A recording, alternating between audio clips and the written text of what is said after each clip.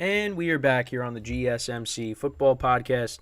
And for the third part of the show, we will now preview some of the big college football matchups this weekend, as well as the early window games for Sunday in the NFL. So obviously we have two college games tonight.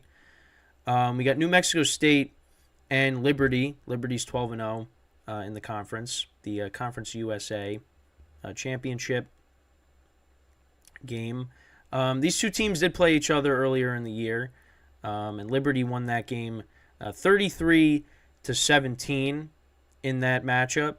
Right now, the spread, they're favored by 10.5. The over/under is 57.5.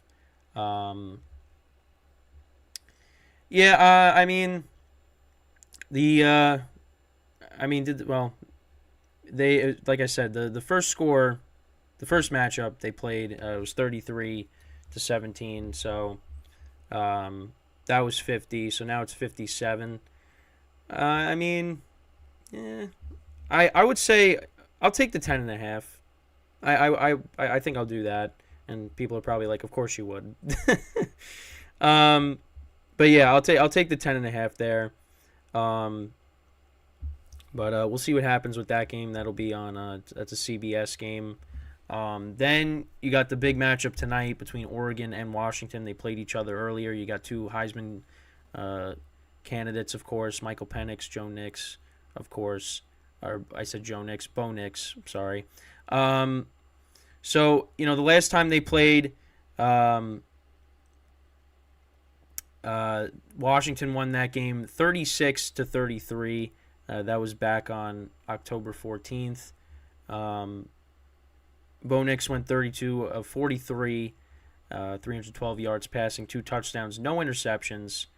Bucky Irving had 22 carries for 127 yards and a touchdown. Troy Franklin, 8 receptions for 154 yards and a touchdown.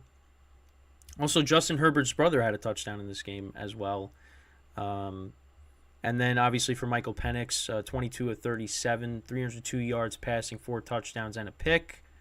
Dylan Johnson was their leading rusher, 20 carries for 100 yards and a touchdown. Then you had Rome Aduze. He had 8 receptions for 128 yards, 2 touchdowns.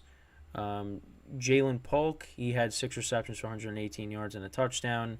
And Giles Jackson also had a touchdown in this game, 6 receptions for 58 yards.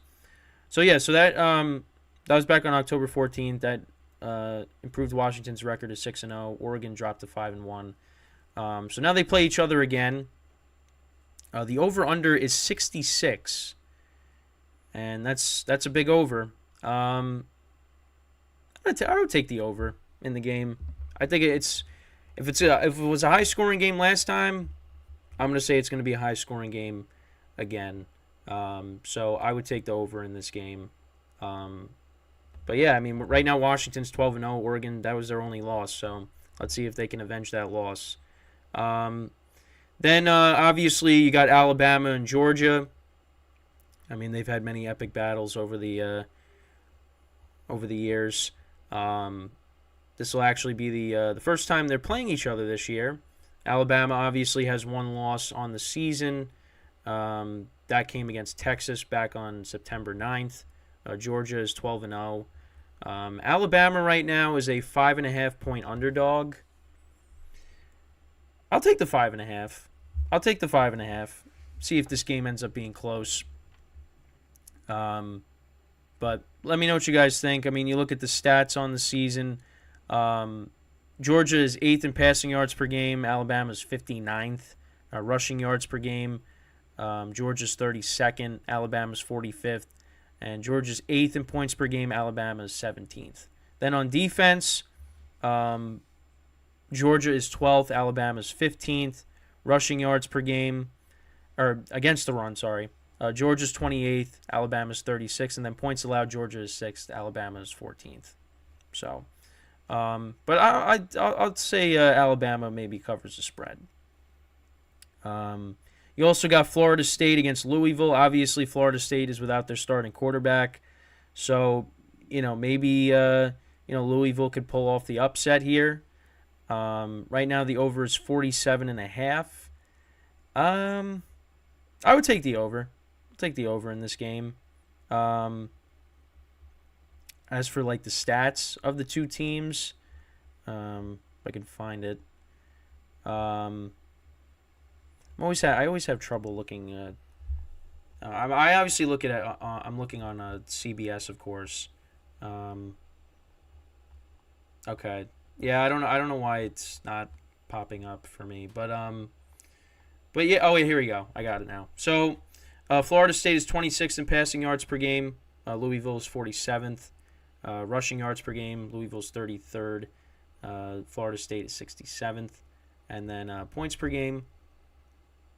Florida State is 10th. Louisville's 32nd. Louisville's good against the run, 12th against the run. Florida State is 47th. Passing yards, against the pass. Florida State's defense is 10th. Louisville is 56th. And then points allowed, Florida State is 11th, and Louisville is 25th. So, and that game will be airing on ABC. Then you also have the other big matchup. You got Iowa against Michigan. Iowa's defense is pretty good. They're 10-2. Michigan, obviously 12-0 on the season. Their offense is much better than Iowa's. 64th in passing yards per game. Iowa's 130th. Rushing yards per game. Michigan is 53rd. Iowa's 104th. And then points, Michigan is 13th. And Iowa is 124th. And then for the defense, they're both top 10 against the pass. Michigan is 4th. Iowa's 9th. Rushing yards against the run, Michigan is 7th. Iowa is 17th. And then points allowed, top 5. Michigan is 1st and Iowa is 4th. So we'll see. That could be a lower scoring game. I mean, the over-under right now is 35. I'm gonna say the over does hit, but I would say barely. I don't know. I feel like 35 is like really low. But again, you got two good defenses going at it, so maybe that's how it plays out. But let me know what you guys think about these big college football matchups. Who do you think is gonna win these games?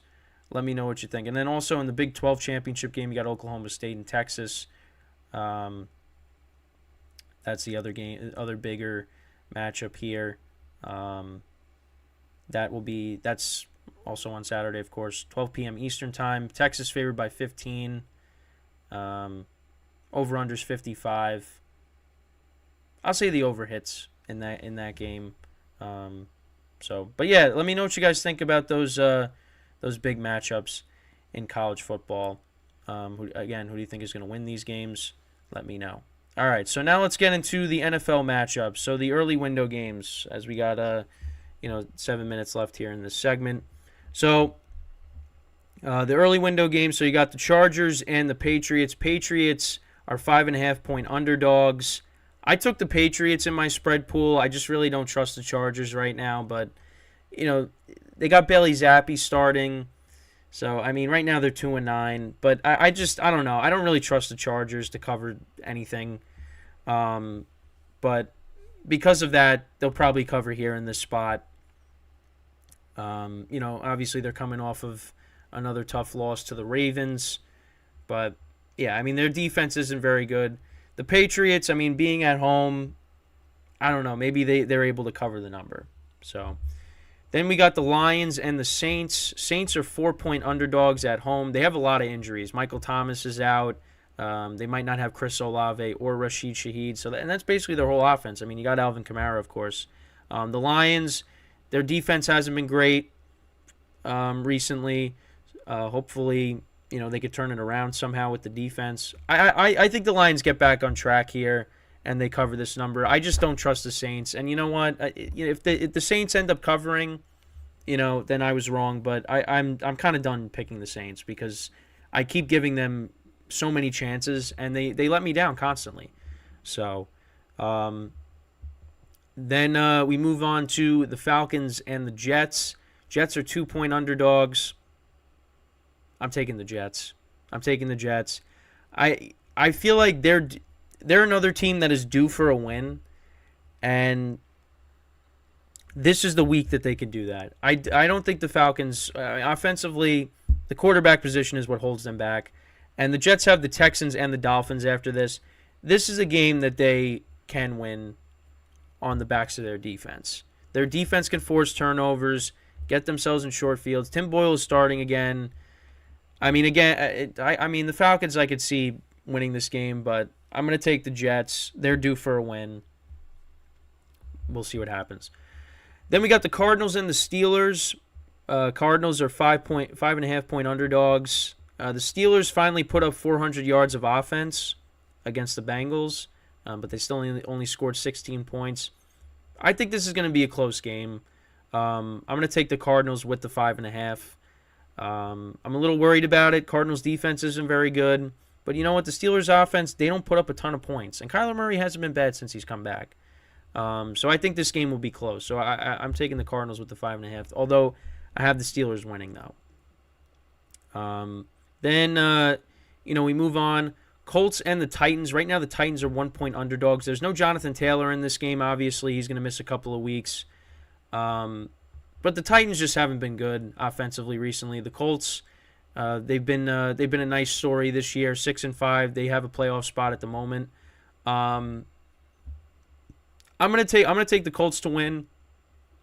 Zach Moss, he's run the ball effectively, even before Jonathan Taylor came back. So I'm gonna say that continues, and the Colts get the win here, and they cover.